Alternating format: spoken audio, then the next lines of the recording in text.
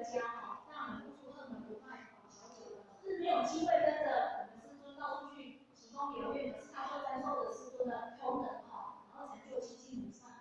还有我们韩老前人哈，这个他的父亲读的大仙，母亲不真大仙，我们不修行菩萨啊，他的父亲才跟大地阿学菩萨。我们每一个道场前贤哦，他们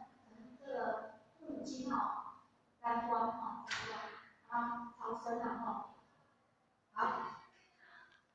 那或许的时间到了哈，或许在小考一次复习一次，请问各位前贤，佛菩萨